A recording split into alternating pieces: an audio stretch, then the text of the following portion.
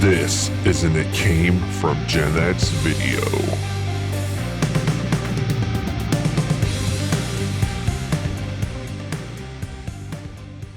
All right, some shows, and there's a few shows came out this week in pop culture history. So, in 1969, H.R. Puffin Stuff debuted. 1974, Land of the Lost debuted. Sid and Marty Krofft. Exactly. 1973, Sigmund and the Sea Monster debuted. And absolutely. And so it just got us kind of talking off camera here that Sid and Marty Krofft shows. Now, they had a few children's shows back in our time. Now, certainly when we grew up, these were all in reruns. There's probably a lot of Gen X kids that grew up watching some Sid and Marty Krofft reruns in our time, for sure. In our area, in Channel 43 in Cleveland, Ohio, I know they had stuff on here. Matter of fact, I'm wearing a Banana Splits T-shirt today in honor of, I just love that show anyway, but in honor of this particular episode here. So I had a banana today, and I split my pants, so. There you go. So you had your own banana split in some respect. Absolutely. So just kind of, so I'm interested, guys, give me 2 or 3 of your favorite Sid and Marty Krofft produced shows. Now, they had a lot of stuff. They had different variety shows. They did the Donnie and Marie show. They had Brady Bunch Variety Hour. They had tons of stuff in the 70s. Absolutely. So I'm talking more the kids shows, kids themed shows that you might have caught on reruns here. So Keith, what do you got here from a Sid and Marty Krofft? Man. Well, first of all, I just want to say these guys knew how to produce shows. I know I'm a little biased because it's from our generation, but they really knew how to capture the imagination of young people. I could go on, but Banana Splits was my favorite. They were just fun. Yeah. And the Banana Splits had shows on that show. Yes. I remember the jungle show they had. I love Danger Island. Danger Island, yeah. So that was really great. Jungo. Yes. Yeah. And Wonderbug. Love Wonderbug. I just love seeing that raggedy car. That was our kit, Knight Rider. That's right. Seeing that raggedy car turn into it was like a live action speed buggy weird thing or something. I could never understand why they just didn't leave it like that. Why do you keep turning back to this jalopy? That was the question I asked all the time. Just leave it like that. Yeah. I love Land of the Lost. Like I made a joke. That was our Jurassic Park. First time seeing dinosaurs like that. Yeah, that was great. And of course, we all are one thing we have in common. We all share the sci-fi superhero thing. So Electro Woman and Dino Girl, that was as closest. Yeah.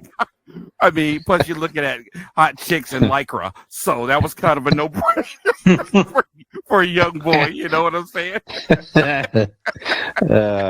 Hey, Mommy, something's wrong with me. But anyway, those are some of my favorites. I was a big fan of Dr. Shrinker as well, too. So I can go on and on, but I loved all this stuff. Very good. Skinner, do you have any Sid and Marty Krofft shows that you watched as a kid that you liked? See, when I was a kid, Saturday mornings, I was always at the bowling alley from a very young age. So I didn't get a lot of Saturday morning cartoons. I did. Dad, I want to watch cartoons. Shut up. Shut get up. The get ball. The bowling shoe. Dave was like, get that ball, shoes. Shut up. You're going to be a bowler. Shut up and put on your Guppy Troop special.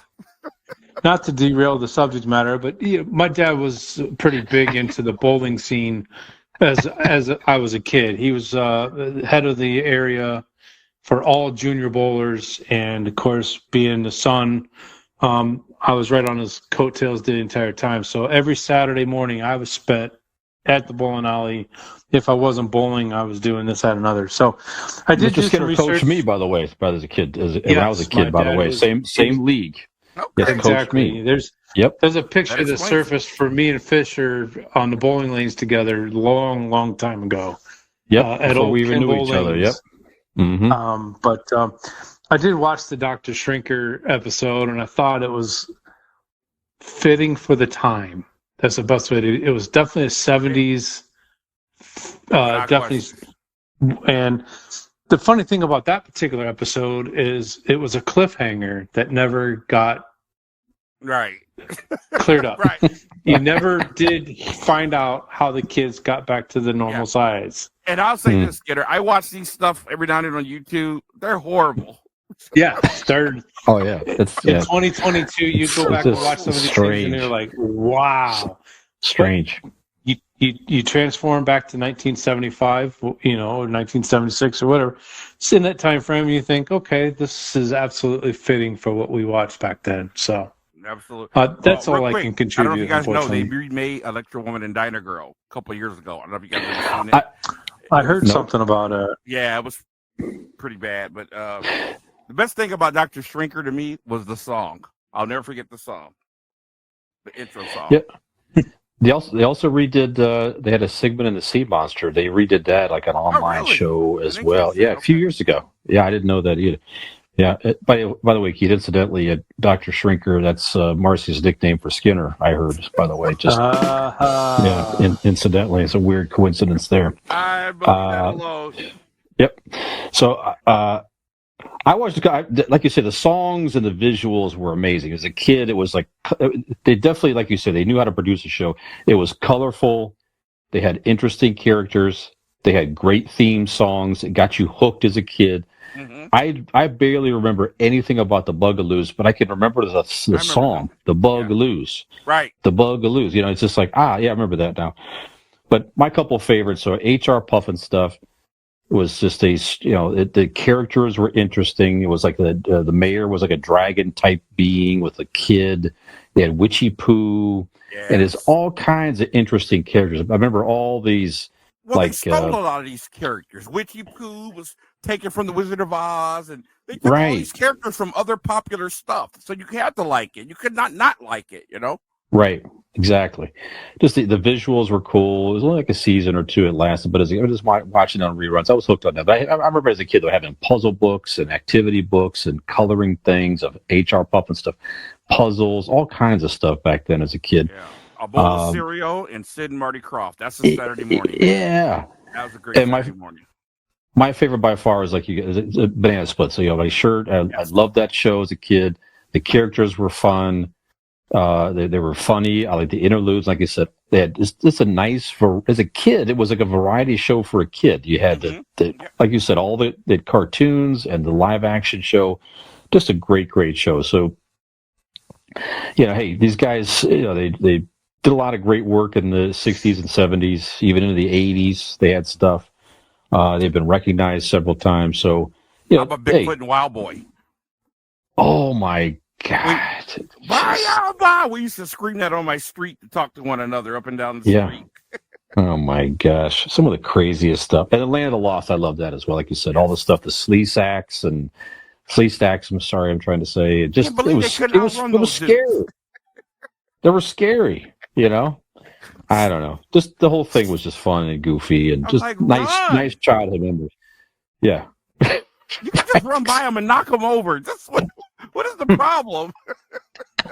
The Flea Stacks move at the sound of smell. Just move them out the way, dude. Just crazy. The trivia for you: the NBA great Bill Laimbeer, when he was young, was a Flea Stack on the Land of the Lost. There you have it. Yeah, some very little known trivia for you. Yeah. Yep. So other great stuff came out this week, but we're up against it here, guys. So just thank you, Sid and Marty Krofft, for the memories. Love your stuff. So again, it takes us back to a fond time with just all the no cares in the world at all, and watching Banana Splits. Those are some fun memories. Absolutely. So caught that they're making a biopic on Milli Vanilli here, guys. So that is I think it's in production right now. If you can look it up online and see, but The two guys sort of resemble the guys that played Milli Vanilli. You know, Keith, and we've talked about this on this podcast several times here. It's just a very interesting and tragic story with these two guys. Very, like as you pointed out before, these are not two guys. Some people kind of get the story mixed up. These are not two guys that they went out on their own and pretended to be singers just to rip people off. They were hired. Yes. You're right. They were hired by people to go out and portray these singers. They got paid for it because they were, two good-looking dudes that could dance and all that, and they made a killing there for a while, won awards, and then it came out that these guys are just lip syncing. And you're right, they really took it on the chin. And the one poor guy suffered from depression for several years. Maybe he did anyways, but it certainly was not a factor in his life. He wound up taking his own life a few years ago, poor man. So it should be a very interesting story to see how all this happened and get more of the details behind it, because our generation knows a little bit more about it. I don't even know that our generation really fully understands what all really happened. So I'm interested to see this. Keith, what do you think? Are you interested in the Milli Vanilli story? Yeah. And I think, Fish, you brought an excellent point. Put a light on a distinction that needs to be made. These people were ostracized as if they committed the greatest fraud in music history. And depending on how you look at it, they were part of a product. The powers that be put a product together. They heard a sound they liked. They bought the rights to that sound. And then they bought a face to that sound. That's right. And they did what anybody would do, a chance at stardom, a chance at money. The problem came in when the awards poured in. It's of course, it's not against the law, but it's almost like a fraud, like winning something that you didn't do. So, I think that's when the offense came in, when they accepted awards for, their performance on an album, which they did not do a performance on an album. I think that's where they messed up. That was a great opportunity to come clean, or a great opportunity to say something. I know it was hard to do, but it's a tragic story that they would end up dead. One obviously committed suicide with all the pressures and the shame that came with this, and it should have never happened. So I'm interested in watching this too. Absolutely. Skinner, what do you think? Milli Vanilli's story? My opinions of them have changed over the years as bits and pieces of information have come out. That's honest. When it first came out, I thought, what a bunch of frauds, and they were a disgrace to music and blah blah blah blah. Well, that harsh opinion of them has certainly gone away over the years, and after seeing a few of the documentaries that are out there, not that you feel for them because they signed up for it. They did what they did, but they shouldn't be ostracized like they were, because they were a piece of a product, like he said, and I that's the best way to put it. And they are just a portion of that fault as to what happened. So, yeah, I'd like to see a lot of character to admit that, man. To be honest, thank you, Skinner. Yeah. So, I am definitely interested in seeing it. I want to, I'd like to get more information about it. Yeah, absolutely. Yeah, not many people know this here, but actually, all these years ago, I was actually hired by the B.O.S. Code Media Network people long before the app was even developed, just to be a face out there on reality football, and then now this podcast and Convincing Idiots. It's finally all coming into fruition. So I'm just kind of letting the cat out of the bag there a little bit here. You did say hints were going to be made last week. Well, yep. It's not the alien thing. That's a whole other topic. One of us may be an alien. That's going to be announced in episode 100. But just look for our biopic as well at some point here. The B.O.S. Code Media Network story. Yeah, that'll be a good one. Absolutely. All right, guys, let's do some sports and music. All right, the big news in sports is college football has started. Before I go on, any thoughts about college football and the opener? Well, like you said, the key word is it's the opening week. It doesn't matter where you're at on week 1. It matters where you're at on week 12 and 13 or week 14. Okay. Come first week of December when the championship games are being played, that's where it counts as to where you're ranked, whether it's 1, 2, 3, or 4. And they just come up with in 2026. As a matter of fact, Mike Jr. brought that up that there's going to be they're going to be expanding the playoffs. 12 teams. From the 12 teams versus the 4. So that'll make it interesting. That's a few years down the road. I got plenty of time to try to figure out how that's going to make it. But it doesn't matter where Ohio State is, whether they're 2 or 3 right now, whether we're playing Georgia or Alabama, it doesn't matter. It matters in December 3rd or December 4th when the bowl games will be announced. All right, let me ask you a question. Mm-hmm. You said that'll make it interesting. How? Well, it's just like in the playoffs in the NFL. Teams may not be the highest ranked team, but they may be the hottest team in the league. Just because you're not ranked seeded number 1 with a perfect record, or like the NFL, okay, or you hold only on, lost 1 or 2 right there. games. And that's where I'm going to disagree with you. I don't think it's going to make it interesting at all. I think it's only thing it's going to make is more money. Yep. Well, every year in football, every year in college football, it's about 3 teams. It's always about 3 teams. And that won't change. We got a 4, huh? And that won't change, like you said. No, it won't change. There's a 14 playoff, but there's always that also ran that the team that got in there, but they're not on the same level as that top 3. And that top 3 is usually, you see, they're always Alabama, Georgia, Clemson, or it's Alabama, Georgia, Ohio State. That 4th team is usually that got in the playoffs, but not on the same level. So I've expanded it to 12 teams. You're going to get a lot of, why are we even doing this? To say we made the playoffs. The NFL is different. The NFL, you can get a sleeper team that gets a wild card and go all the way. That's professional football. College is a little more true. You know what I'm saying? You know who the cream is. You don't get nobody that's like Cinderella team and goes all the way to the top. You don't get that a lot. There's no way, Eastern Michigan or TCU is going to beat an Alabama or Georgia football team in the playoffs. It just ain't going to happen. Those are just different levels, different teams. So I just think it's all about money, and of course, it's not going to change a thing. That's just my. I agree. It just, you're right. You're 100% right. It's just a way to replace those bowl games that nobody cares about, unless your favorite team happens to be playing in them, right? So it's a way to replace those old bowl games with, now you're in the quote-unquote playoffs. Now it's a playoff game. Now you get maybe more viewers, and you get schools excited. And like you say, you get more views and money and television deals and all that type of stuff, because it's a playoff game. That's it. But you're right. At the end of the day, it's going to be the same 2, 3, 4 teams. And that's all it's ever going to be for a very, very long time, because it's just how it is.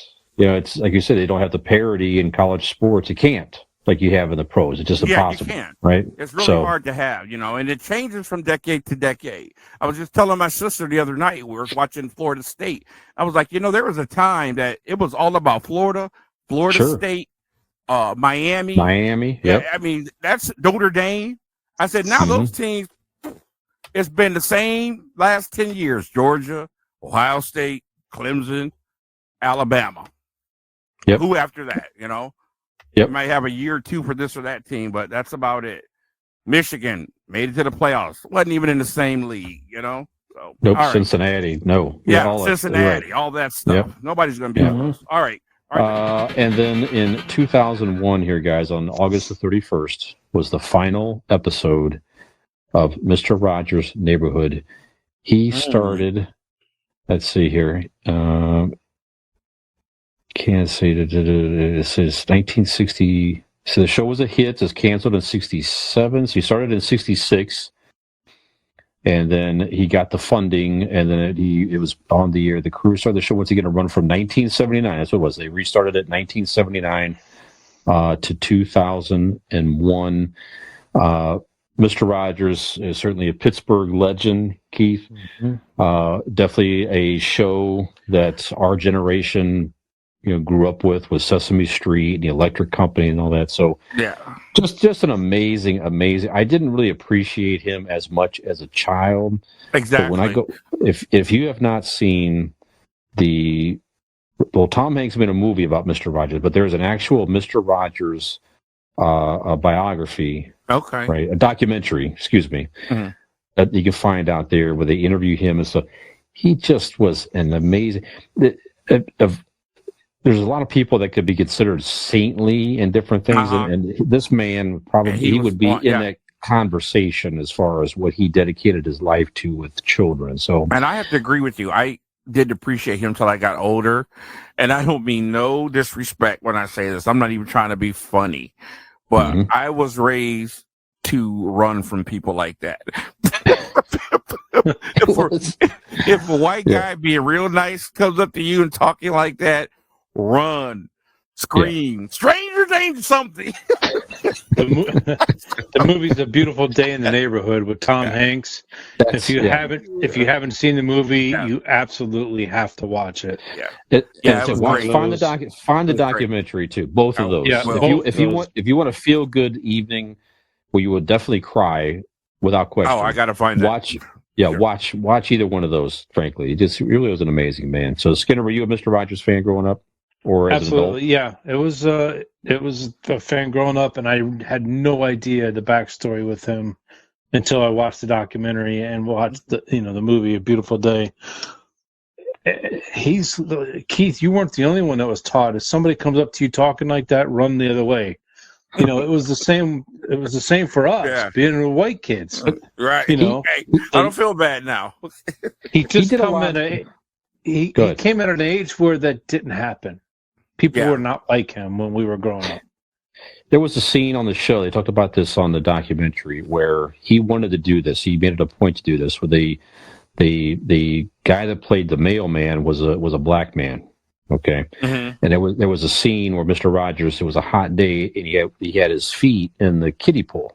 He's like cooling off on the set, and he had the guy sit down, and he purposely washed the guy's feet, cooled his feet off in the pool to show that it was his way of showing that this is good, this is fine, we are all equal people here. Unity. Watch this.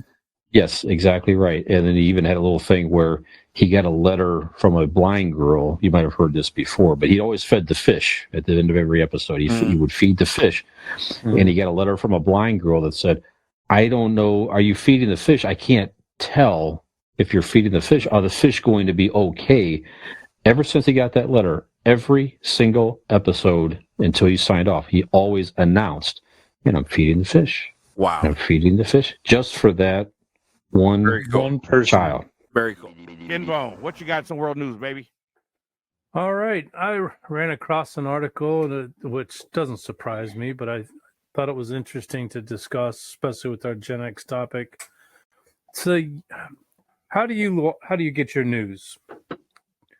How does everyone nowadays get their news? I remember as a kid, you had your news at 6 o'clock in the evening.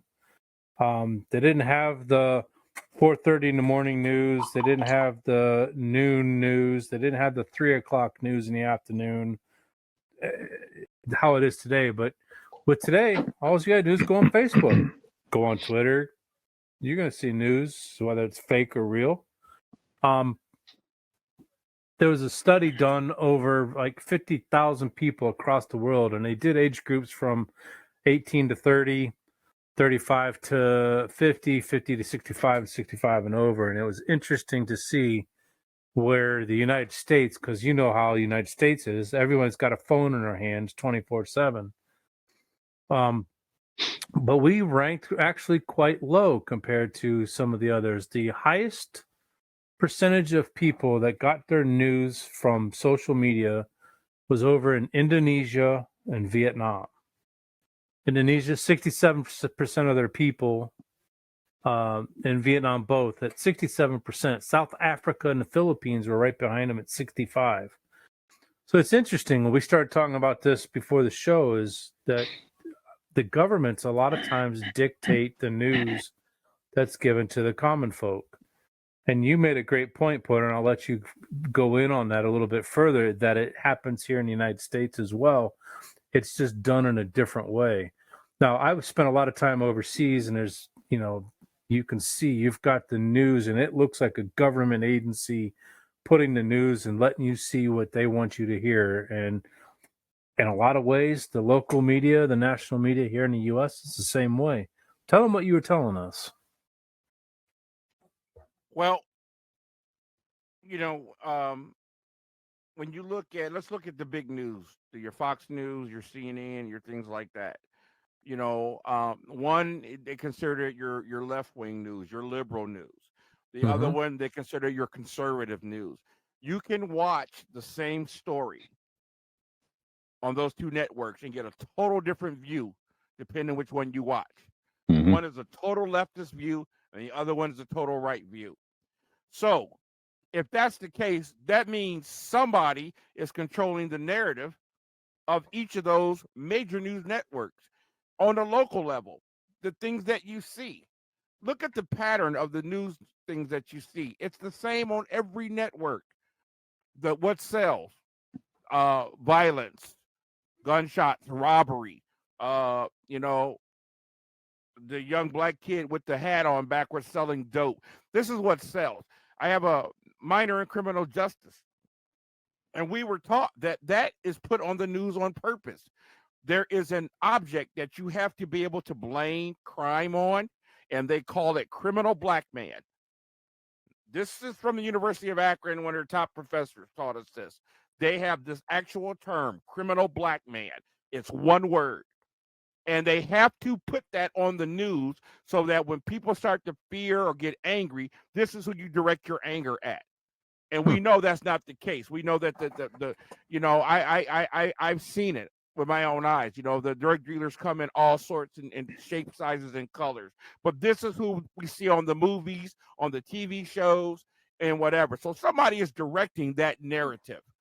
You know what I mean? We don't hear enough of the good stories, the people who do the random acts of kindness. How much of that do we get to hear?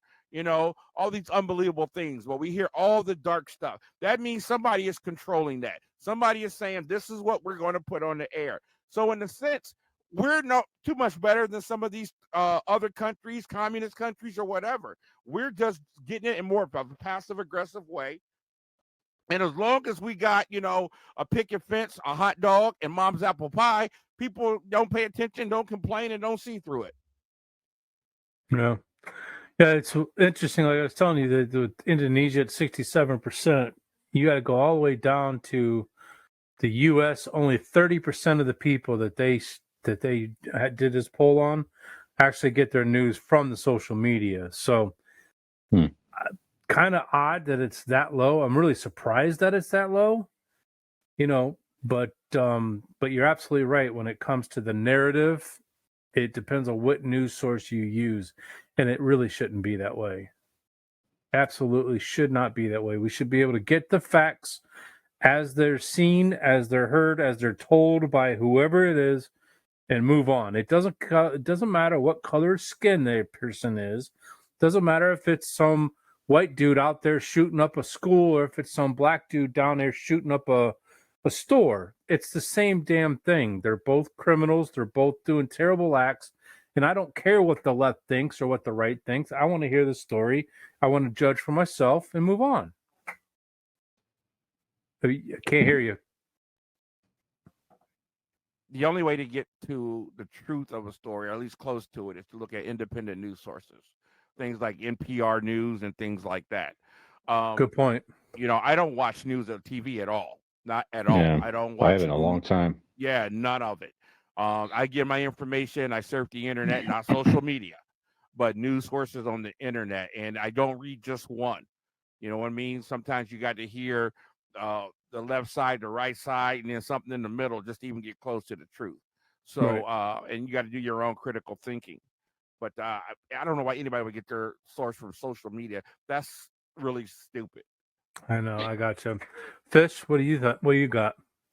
Yeah, it's it'd be interesting to understand the context of that poll a little bit more. So when someone says they get my news from social media, does that mean that they're just reading people's commentary and opinions? Is that where they're getting their news, or are they picking up, feeds and articles and things like that from social media? I don't know, but go ahead.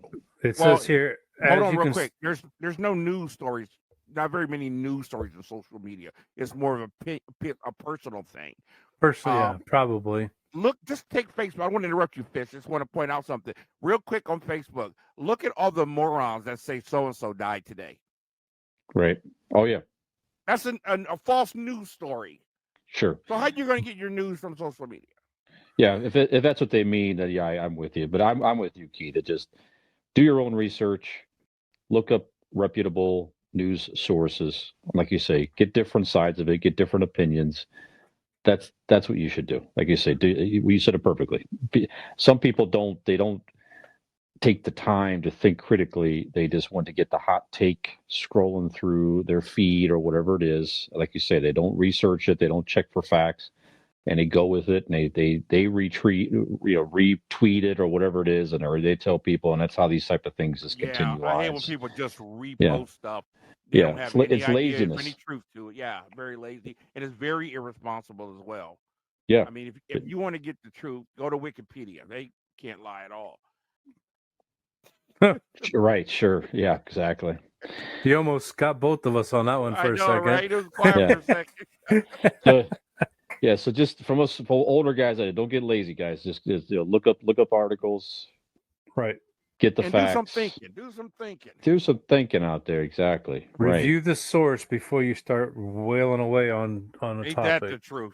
If you're gonna get your news from one source, make it came from GenX. You know what I'm saying? We're just gonna tell you that. You know what I'm saying?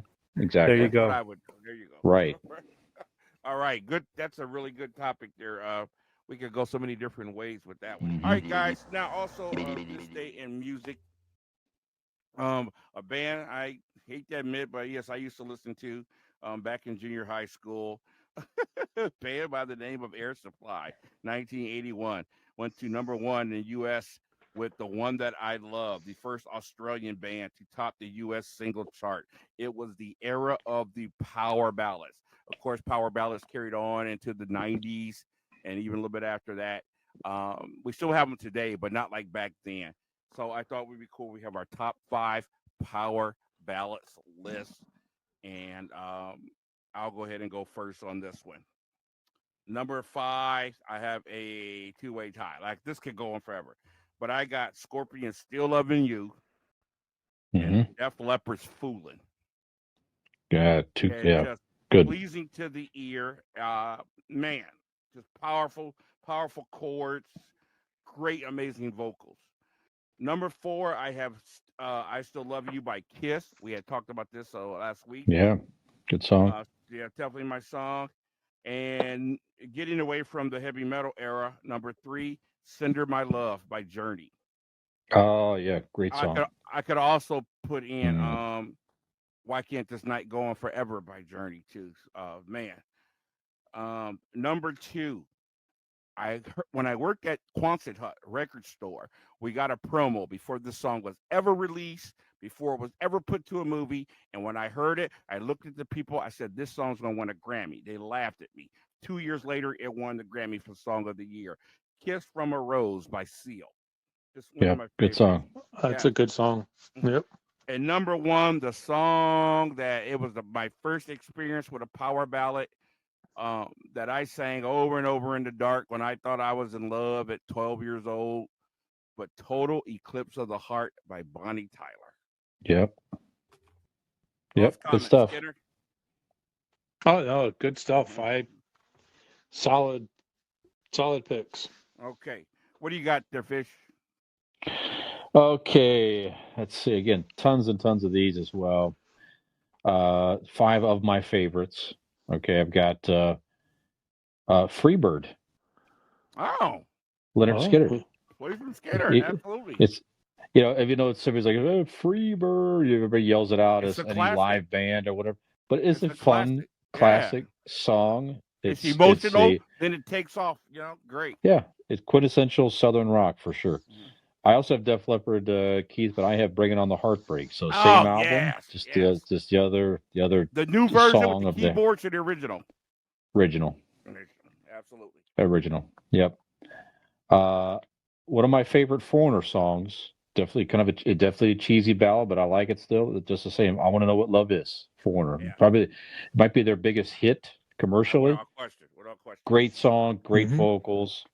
We talked about this one last week, Guns N' Roses. I'm wearing Guns N' Roses shirt in honor of our Guns N' Roses discussion last week here. But November Rain, Guns N' Roses, great ballad. And you think it's your favorite Guns N' Roses song. Great song. Amazing arrangement.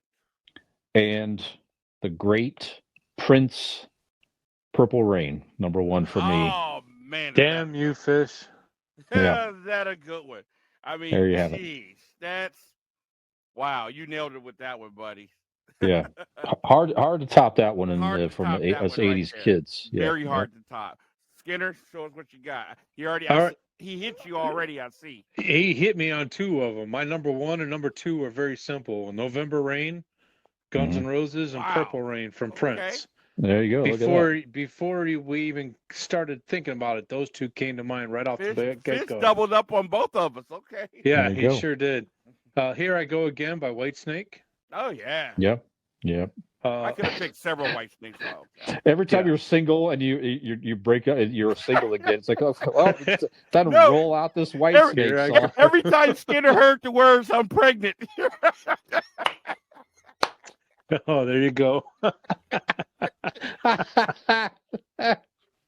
Yeah. He was at Walmart buying diapers. Here I go. Yeah, here I go again. Cue the Whitesnake album. Yes. Okay. All right, go ahead, Skinner.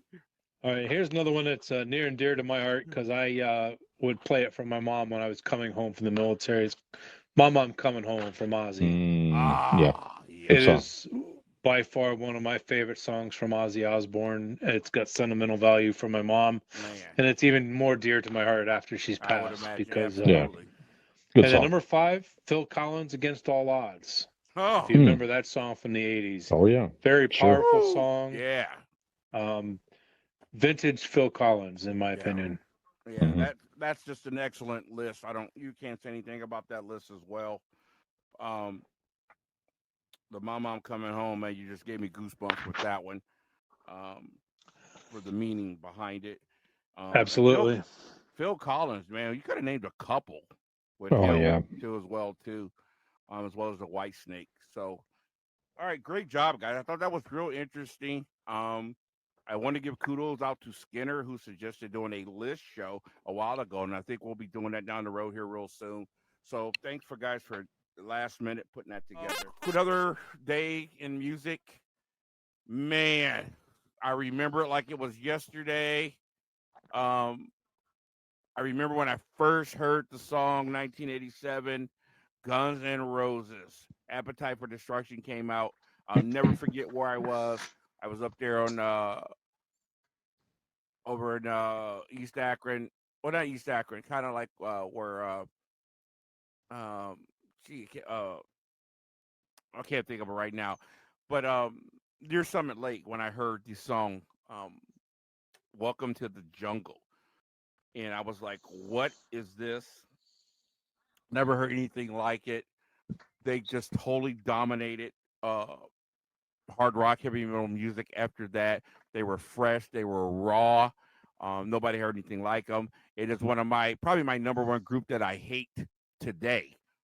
But back then, man, it was like a breath of fresh air when they came out. Do you remember that day, Fish, Guns N' Roses, Appetite for Destruction? Oh yeah, I mean, I remember that summer I bought two big. It was like the Faster Pussycat album and Guns N' Roses. That were the two newer sounding groups at the time. I remember seeing the Welcome to the Jungle video on MTV, and that one they kind of had the glam look for 10 seconds there, but after that it was like it was jeans, cutoffs, just guys that would just walk on the stage and then just kick your ass. That's one of the few albums that I have to this day that front to back you play the entire album. Every song is good on that album in some way, shape, or form, even though some got a lot of extra radio play, obviously. Yes. But that whole album is a great album, start to finish. When you would pop that tape in, you didn't skip a song. That was just it. Yeah. And it's still to this day, it was very prevalent even in the Thor movie. And we'll talk about Thor in a little bit here too. But there was a lot of Guns N' Roses in that movie, so definitely still very relevant today. Great album. Yeah, and every song, the stories behind each song is interesting as well. Mr. Brownstone, that was about them really dealing with the demon of heroin. And then of course, the one song, the the lamentation of the woman Yes. was really Rocket happening Man, in the Rocket Queen, Rocket studio. Queen. No, Rocket Queen. not Rocket Queen. Uh, where the woman was, that was really going on in the studio where Axel was with one of the members' ex-girlfriends, and they decided to record her, as I said, lamentations, and they put it in the song. So, it was Rocket Queen, but that's okay. Yeah. You sure? Okay, I'm sorry. Yes, maybe it was. it's okay. I apologize. But you're right. He did record it there in the studio. Yep. Okay, so it's Skitter. Well, they didn't know it back in 1987, but it's the theme song for the Skinner Farson household right now. Welcome to the jungle. That's our theme song. That's our theme song right now. But no, yes, it is. That album, like you said, from start to finish, is absolutely incredible. Welcome to the Jungle, Sweet Child of Mine, Night Train, Rocket Queen, Mr. Brownstone, Paradise City, It's So Easy, My Michelle. I mean, every one of those should have been on the radio and getting significant playtime. Yeah. You can put that album on in 1987 just like you can in 2022. And like Fisher said, you just don't turn it off. You listen to it and say, I'm going to rewind it. Well, nowadays you just start from the beginning with the digital, and start it over and play it again. It's that good of an album. Right. Real quick, Skitter, what's your favorite song off the album? God, that's tough, dude. You would have to ask that question. Me? Probably Night Train, truthfully. Okay. Good one. As much as the other ones got a lot more playtime, I think Night Train is a great song. Yeah, off playtime that album. doesn't matter. Just what's your favorite? What do you think, Fish? It's So Easy. Oh, okay. Another good tune. Yeah, I like Paradise City. I think it's just the ultimate sing along, group, the audience sing along to the chorus. It's a good karaoke song. Yeah, then it's got a great rock rhythm, and then it just takes off like jet fuel at the end. That is like the most perfectly written song if you're trying to write a great rock song. So I like Paradise City. And Sweet Child of Mine, I thought that was the most different song I've ever heard in the hard rock genre. One of my favorite guitar solos, bar none, of anything. So if you want to know why I hate Guns N' Roses today, I think they just turned into a joke on themselves. We got tickets to the concert a long time ago. Everybody waited for 2 hours. They wouldn't let us leave. They swear they were showing up. They showed up 2 hours later. Axl and Slash were so drunk. They played one song and then they talked for like 20, 30 minutes, slurring, trying to tell us the story. And then when everybody started saying, play a freaking song, they got pissed and left. I'm like, wow, never again. So just don't like a band that disrespects their audience. And that wasn't the first time they've done that. Real quick before you move on, what's your favorite Guns N' Roses song out of all of them? Do you have one? Out of all of them? Not that album? Out of all of them. Not just the Appetite for Destruction, but any of their songs. What's your favorite? Man, that's really tough. Geez, I have to take a look here because Well, let me give you mine and then I'll have you answer. November Rain is my favorite. Yeah, that's a great one. That song just start to finish. It's a long song. It's 9 minutes plus. Matter of fact, I just listened to a MTV Video Awards. They closed out a Video Awards back in 1992, and Sir Elton John was playing piano with Axl. It's such a great one. If you guys haven't seen that, I'll have to send it to you. I couldn't pick, man. I like Don't Cry. I like Patience was brilliant. You Could Be Mine. I love the drums on that. I love the remake of Live and Let Die. It's really hard for me to pick, man. What do you think? Fish, do you got one? It's so easy. I'm still It's sticking so with easy. that. Okay. There's, What is it about it's that just a, song you like so much? it's just a hard rockin' song. It was just a very raw song. That's it. I just always liked it. The other stuff's Theme good. to skit to Fisher's life. Maybe, It's so maybe. easy. What's dominating the news right now, if you haven't heard, is the first images are coming through from the James Webb Space Telescope. It's a telescope that's more high powered and 3D resolution than the Hubble telescope. They sent back, I guess these images came back in early July, but they just released them to the public within the last week. There's a cartwheel galaxy that if you look up James Webb telescope images, it's the first thing you see. It looks like a Ferris wheel. Has spokes, the whole 9 yards, and then there's two other galaxies next to it. This thing is said to be 500 million light years away, which is pretty incredible. Yeah. So this thing is showing that there's other galaxies out there besides us, which poses the question: do you believe there's life form out there besides us here on Earth? And is this something you've always thought of, or is this something that just very recent with all of NASA's findings over the last 15, 20 years? Has that changed your opinion, or do you have an opinion? And again, has it changed? I'll hold mine for when you guys are done. Wow. I'm not even sure if there's life on this show, so I'm not outer space. I don't know is another question. You know what? That's a excellent question. Surprised we haven't had that before on the show, Skinner, because it is. I don't think there's a more fascinating topic on the planet than that one. A more interesting topic, a more debatable topic, a more polarizing topic, and so many schools of thought. And I've just learned in life to never be that person to be so definitive about something that I can't prove or disprove. And that's one thing that I'm not sure I believe, but I certainly don't discount it.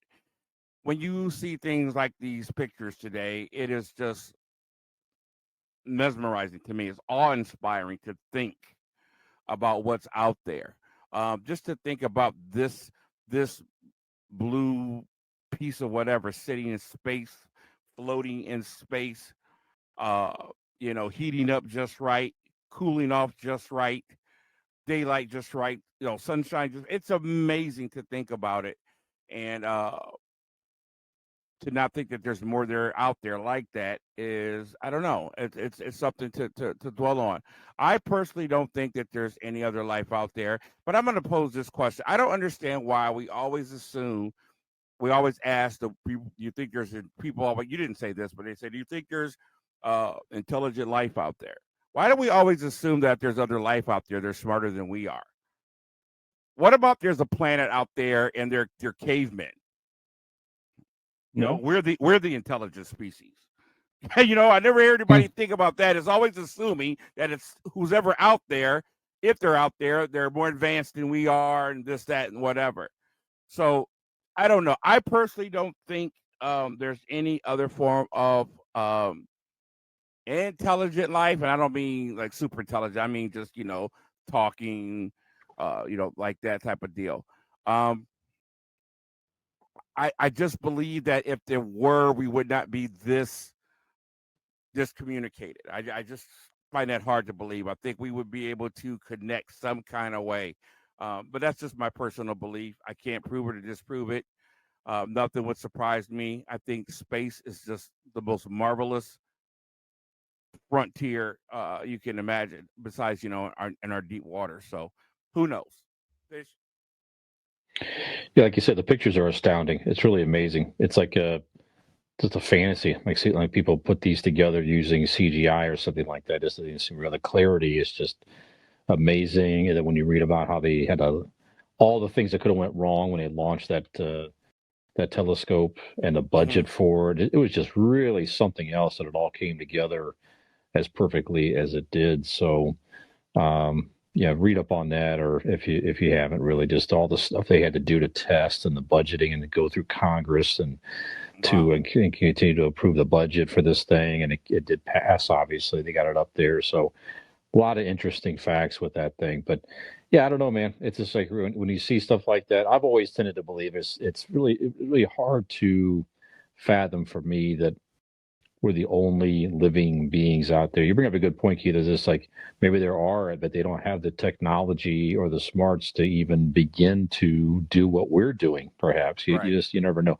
Like you said, it's just everything it was a perfect scenario with how we're able to sustain life on this planet. There's a lot of odds against that. Heck, even the planets in our own solar system obviously can't sustain life like we have. But anyway, it just was so much out there, and these are millions of years away. Maybe we're even seeing, remnants of planets and life that used to be around millions of years ago that we're just now able to see with this telescope. I don't know, but I tend to think there's something out there. Will we ever see it in our lifetime? Probably not, but maybe someday we'll make a connection. But I just think it's a fascinating topic for sure. Yeah. And you look within our own galaxy or whatever, us being the only perfect situation as far as sustaining life. Now, don't get me wrong. Somebody could be a type of form of life could be possible in its own environment that maybe we can't survive in.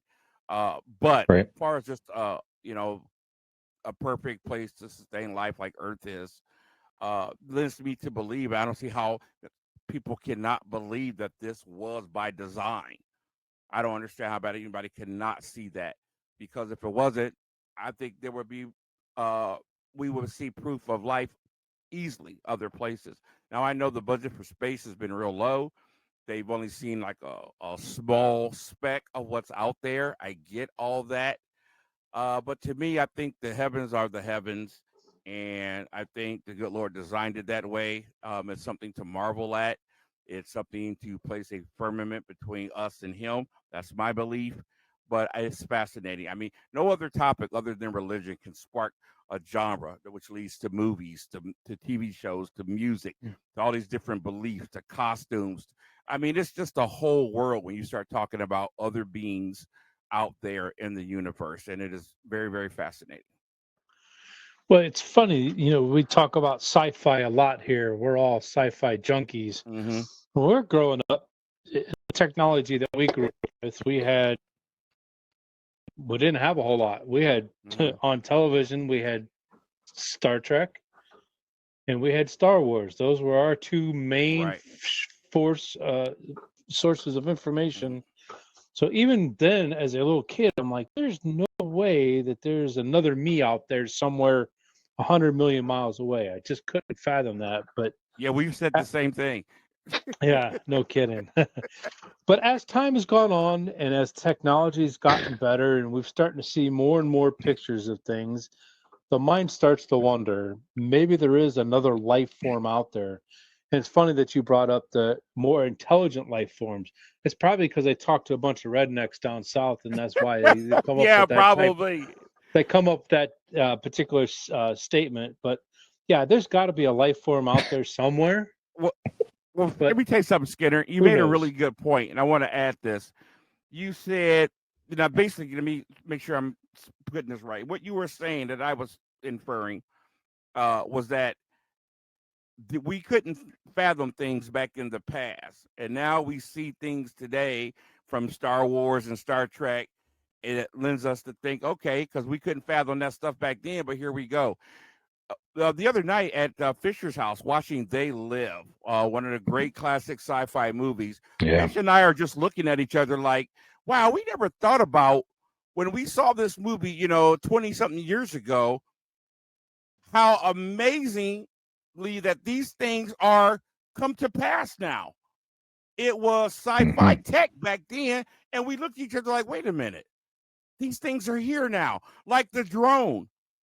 Yep. You know, that was total futuristic stuff when we first saw that movie. And now, Skinner, I was at your house flying my drone, Right. you know, floating over the school and whatever. And it was the same type of thing. So sometimes we're not ready for things. Maybe we have to get used to certain concepts before they're real. Look at, you know, the hoverboard. They got hoverboards now.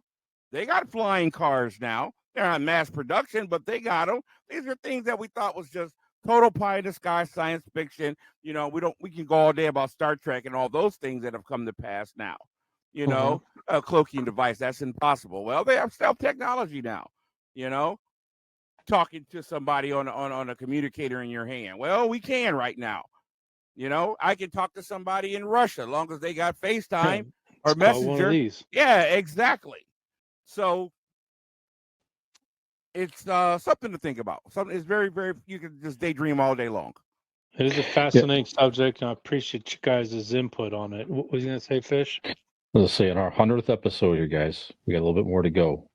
One of us may or may not reveal that he is an alien. Not sure. So just keep tuning in. People. We're not going to keep tuning. Yeah. Keep tuning in. That's right. We're been giving you clues all along. Yeah, we'll leave it at that. I wonder if you picked up on them or not. So just keep listening and watching. Thank you. But hey, you know what though? Just a little side note here. We did not get a chance to congratulate our man Brian Fisher with his podcast, Convincing Idiot. Had their 100th episode last week. Yes. And that's freaking awesome, man. Yeah. Thank you. If you haven't watched Convincing Idiots, wow, what a great name. Because they're idiots. No, their guys are great. You know, met Dean on the show, or Nick on the show, and had the pleasure of hanging out with Dean a few times. Just hilarious, awesome guy to hang with, and we all know our old beloved Fish. So check out that show, man. 100 episodes is awesome. So we look forward to those guys doing bigger and greater things. So I just wanted to put that out there. Thank you for that. I appreciate that. Yeah. Okay. Hey, thanks a lot, Skinner. That was a fascinating topic. We could go so many different ways with that. Hey, Fish here. Hope you enjoyed listening to some of our random clips this week. We'll bring you a new episode very soon. A couple reminders for you. You might be listening to us on your favorite podcast platform. We're out there on all major podcast platforms: Apple Podcasts, Google Podcasts, Spotify, Overcast, iHeartRadio, Amazon Music. Just pull up the It Came From GenX podcast and give us a subscribe or follow. And rate, review us if you don't mind. It helps others find the show. Full-length show videos can be found on our YouTube channel. It Came From GenX. We also have videos on the Boss Code Media TV network. Happy to be working with our partners there. Find their app on your smart TV device or portable device and give them a subscribe.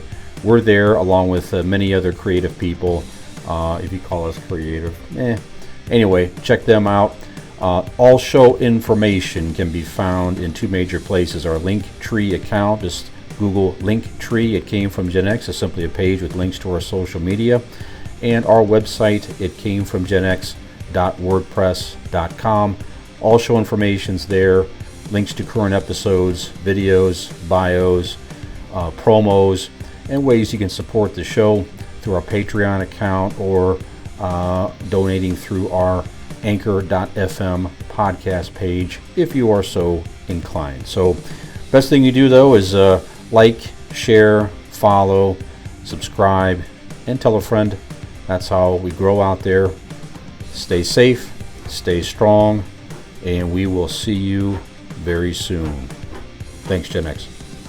Hey, this is Skinner from It Came From GenX. If you like this video, please hit the subscribe button and like, and we'll see you next time.